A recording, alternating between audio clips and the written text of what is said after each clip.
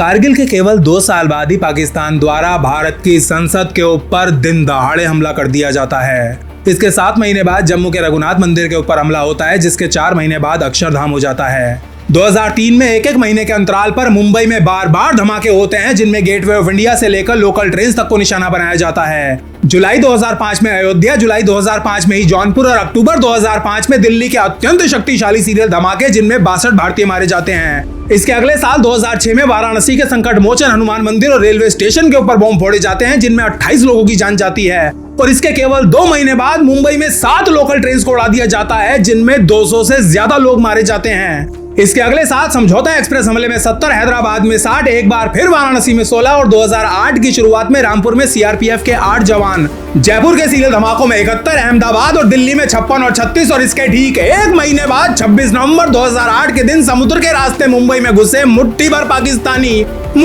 पाकिस्तानी 200 लोगों को जिंदा भून डालते हैं। 200 मासूम लोग, जिनमें औरतों, बूढ़ों और बच्चों की कोई कमी नहीं थी।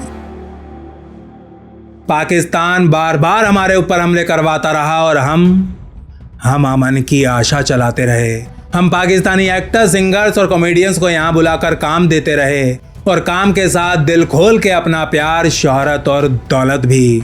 इसी दौलत का एक हिस्सा घूम फिर कर आईएसआई और पाकिस्तानी फौज के पास पहुंचता रहा और फिर इसी पैसे का प्रयोग करके बार बार हमारे लोगों का खून बहाया गया। लेकिन फिर भी हमारे सेलिब्रिटीज और इंटेलेक्चुअल्स का एक बहुत बड़ा वर्ग यही दोहराता रहा कि आर्टिस्ट की कोई सरहद नहीं होती, खेलों और आर्ट को पॉलिटिक्स से अलग रखना चाहिए।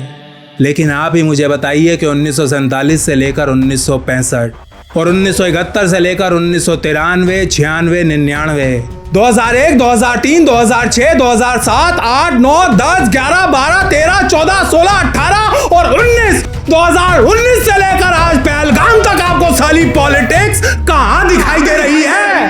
और एक ने आके बोला मुसलमान अलग हो जाओ और हिंदू अलग हो जाओ, जेंट्स खाली, और बाद में हिंदू के सारे जेंट्स को गोली से मार दिया।